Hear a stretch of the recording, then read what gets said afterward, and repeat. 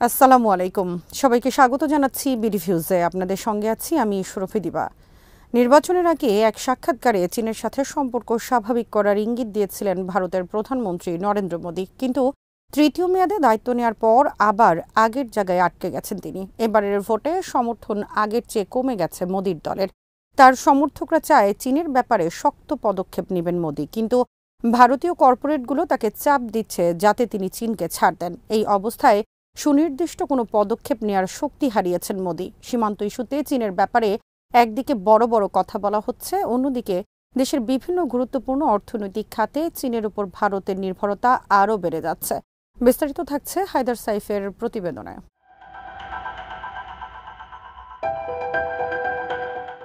তৃতীয় মেয়াদে ভারতের প্রধানমন্ত্রী হওয়ার পর বিশ্বের গুরুত্বপূর্ণ নেতাদের কাছ থেকে অভিনন্দন বার্তা পেয়েছিলেন নরেন্দ্র মোদি, কিন্তু চীনের রাষ্ট্রপতি শি জিনপিং ছিলেন ব্যতিক্রম। গত এক দশকে মোদির সাথে ২০ বারের বেশি সাক্ষাৎ করলেও শি এবার কোনো অভিনন্দন বার্তা পাঠাননি। ২০১৯ সালে মোদি আবারও প্রধানমন্ত্রী নির্বাচিত হওয়ার পর শুরুতেই যারা অভিনন্দন জানিয়েছিলেন শি ছিলেন তাদের মধ্যে অন্যতম। এবার পাকিস্তানের শাহবাজ শরীফ এবং বাংলাদেশের শেখ হাসিনা অভিনন্দন জানালেও মোদিকে অভিনন্দন জানাননি চীনের প্রেসিডেন্ট।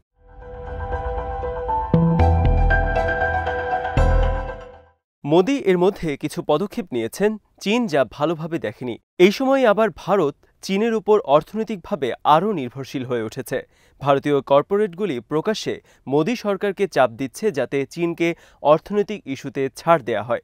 সরকার অবশ্য বাইরে বলছে যে সীমান্ত সমস্যার সমাধান না হলে চীনের সাথে সম্পর্ক স্বাভাবিক হবে না। এরপরও দুই দেশের অর্থনৈতিক সম্পর্ক ঠিকই বাড়ছে।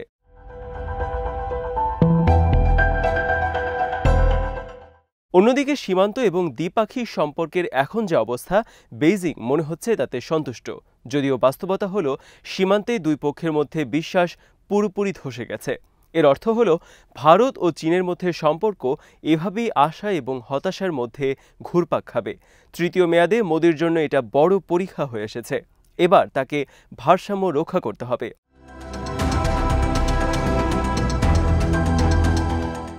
গত বছর মর্নিং কনসাল্টের এক জরিপে দেখা গেছে ভারতীয়রা চীনকে সবচেয়ে বড় সামরিক হুমকি মনে করে। জরিপে অংশ নেয়া ৪৩% ভারতীয় বলেছে তারা চীনকে সবচেয়ে বড় হুমকি মনে করে। ১৩% বলেছে পাকিস্তানের কথা। অন্যদিকে পিউ রিসার্চের সাম্প্রতিক এক জরিপে দেখা গেছে মাত্র ১৮% ভারতীয় চীনকে ইতিবাচক দৃষ্টিতে দেখে। ২০২০ সালের জুনে সীমান্তে চীনের সেনাবাহিনীর সাথে সংঘর্ষে ভারতের ২০ সেনা নিহত হয়। ওই ঘটনার পর থেকে ভারতীয়দের মধ্যে চীন বিদ্বেষ বেড়ে গেছে। এই সহিংসতা থেকে যে অচল অবস্থা তৈরি হয় তার এখনও সমাধান হয়নি।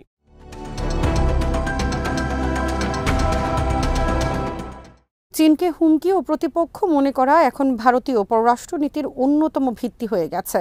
মোদি সম্প্রতি রাশিয়া সফর করেছেন। ভারতের বেশিরভাগ বিশ্লেষক তার এই সফরকে সমর্থন করেছেন।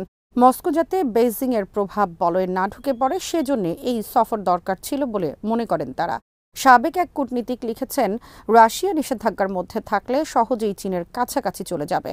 মস্কোকে সেখান থেকে সরিয়ে আনার জন্য মোদির এই আলিঙ্গন দরকার ছিল।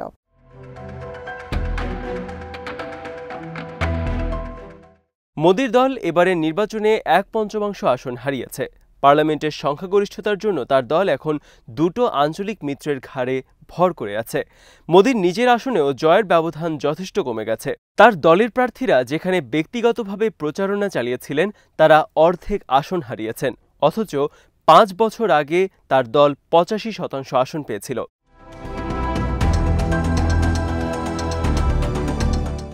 জনপ্রিয় শাসকরা সমস্যায় পড়লে নিজের সমর্থকদের ভিত্তি সংহত করার চেষ্টা করেন। নয়াদিল্লি এমনিতে মৌখিকভাবে এক চীন নীতি মেনে নিয়েছে, তবে ২০০৯ সালের পর থেকে সেই কথাটা নতুন করে তারা উচ্চারণ করেনি।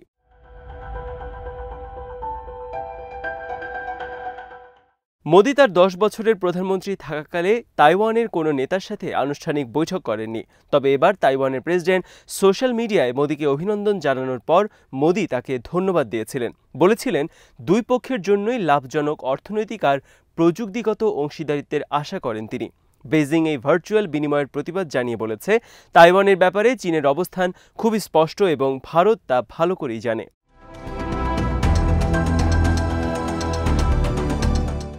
এর পরপরই মার্কিন কংগ্রেসের উচ্চ পর্যায়ের প্রতিনিধি দল তিব্বতের নেতা দালাই লামার সাথে তার ভারতীয় বাড়িতে দেখা করেন। এই দলের নেতৃত্ব দেন পররাষ্ট্র বিষয়ক হাউস কমিটির চেয়ার রিপাবলিকান মাইকেল ম্যাককাউল। সাথে ছিলেন হাউসের স্পিকার এমিরেটার ন্যান্সি পেলোসি। চীন সরকার আগাম এই বৈঠকের নিন্দা জানান। তারা জানে ভারত সরকারের অনুমতি ছাড়া এই বৈঠক হয়নি। একদিন পরেই এই প্রতিনিধি দলের সাথে মোদিও বৈঠক করেন।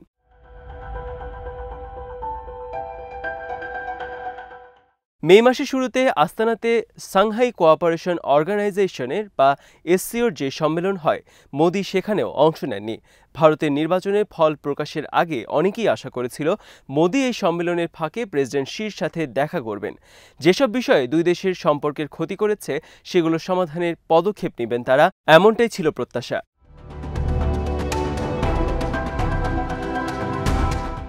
ভোটের সময় মোদি নিউজউইক ম্যাগাজিনকে এক সাক্ষাৎকার দিয়েছিলেন। সেখানে আশাবাদ ছিল যে চীনের সাথে ভারত যোগাযোগ বাড়াবে। আন্তর্জাতিক সম্প্রদায়ের কাছে মোদি একটা বার্তা দিয়েছিলেন, চীনের সাথে সীমান্তে দীর্ঘস্থায়ী অচলাবস্থা জরুরি ভিত্তিতে তিনি সমাধান করতে চান। দুই দেশের সম্পর্কের নেতিবাচক দিকগুলো তিনি কাটিয়ে উঠতে চান। 18 মাস পর দিল্লিতে নতুন চীনা রাষ্ট্রদূত নিয়োগ দেওয়া হয়। তখন অনেকেই মোদির কথাটা অনেকটাই বিশ্বাস করেছিল।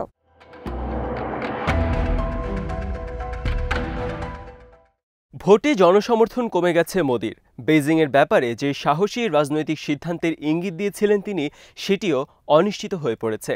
মোদির উত্থানের পেছনে তার চীন বিরোধী কঠোর অবস্থান এবং বয়ানের একটা ভূমিকা ছিল। সেখানে আবারও আটকা পড়েছেন তিনি।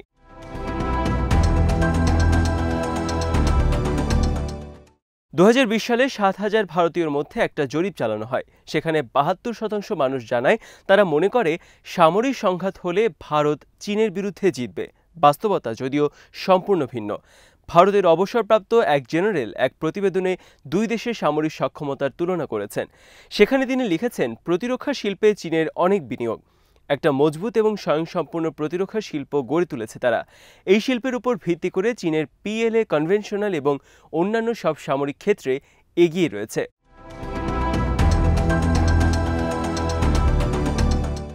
আস্তানা সম্মেলনে মোদি না থাকায় চীনের পররাষ্ট্রমন্ত্রী ওয়াং ইর সাথে বৈঠক করেছিলেন ভারতের পররাষ্ট্রমন্ত্রী এস জয়শঙ্কর।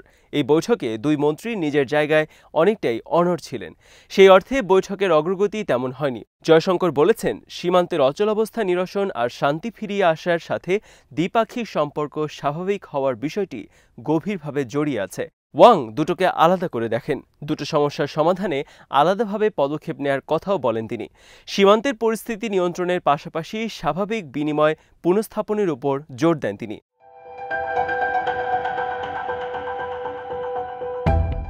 স্বাভাবিকভাবে এই আলোচনা অচলাবস্থায় আটকে যায়।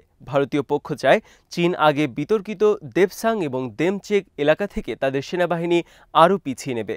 কিন্তু পিএলও এর জেনারেলরা এই দাবি মেনে নিতে রাজি নয়। তারা চায় ভারত আগে অন্যান্য জায়গা থেকে তাদের সেনা সমাগম কমিয়ে আনুক। গত 4 বছরে ভারত এই অঞ্চলে প্রায় 50,000 অতিরিক্ত সেনা মোতায়েন করেছে। আমেরিকান বিশেষজ্ঞদের মতে ওই এলাকার 250 মাইল ফ্রন্টে চীনের পিএলএর সেনা রয়েছে প্রায় 20,000। পূর্ব লাদাখ অঞ্চলে ভারত খানিকটা সমস্যায় আছে।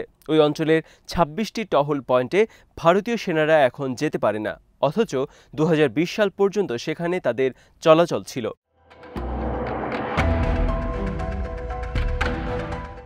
মোদির যারা মূল সমর্থক গোষ্ঠী তারা আশা করে ভারত চীনের বিরুদ্ধে কঠোর পদক্ষেপ নেবে, কিন্তু ভারতীয় কর্পোরেটগুলো চায় মোদি যেন চীনকে ছাড় দেন।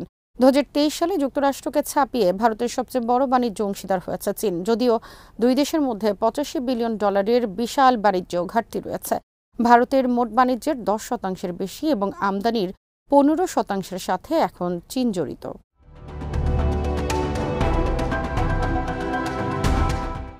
ভারতের অতিরিক্ত বাগাড়ম্বর আর বেহিসেবি ট্যাক্স আরোপের কারণে চীনা ফার্মগুলো আস্থা হারিয়েছে। ভারতে এখানে কোনো আর্থিক প্রভাব নেই। 2020 সালে ভারত চীনের ফ্যাশন ব্র্যান্ড শিনকে বলেছিল তাদের নিজস্ব অ্যাপে তারা ভারতে পণ্য বিক্রি করতে পারবে না। তারা তখন মুকেশ আম্বানির রিলায়েন্স রিটেইলের মাধ্যমে ভারতের বাজারে ফিরে এসেছে।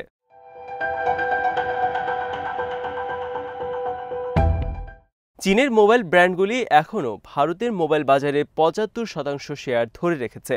চীনের SAIC মোটর ভারতীয় স্টিল নির্মাতা কোম্পানি JSW এর সাথে $1.5 বিলিয়ন বিনিয়োগের ঘোষণা দিয়েছে। তারা যৌথভাবে MG ব্র্যান্ডের বৈদ্যুতিক কার তৈরি করবে। সরকারও জানিয়েছে যে ভারতীয় কোম্পানিগুলোর শেয়ারের মাত্রা বেশি থাকলে এই প্রস্তাবগুলির অনুমোদন দেওয়া হবে।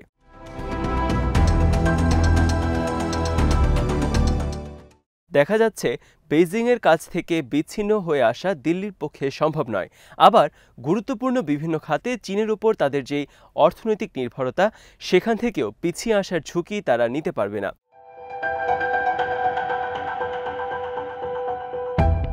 মোদির হাতে আসলে খুব বেশি বিকল্প নেই।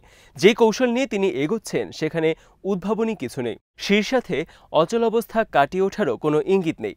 আবার বেইজিংকে ছাড় দিতেও তিনি বাধ্য হচ্ছেন। সেই সাথে নিজের সিদ্ধান্তের কাছেও তার হাত পা বাঁধা।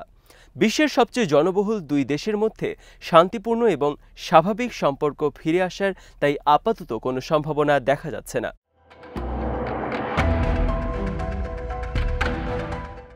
আজ এখানেই শেষ করছি। সবাই ভালো থাকুন, সুস্থ থাকুন আর দেখতে থাকুন বিডি ভিউজ। চ্যানেলটি ভালো লাগলে সাবস্ক্রাইব করুন। সংযুক্ত থাকুন আমাদের ফেসবুক পেজে। আল্লাহ হাফেজ।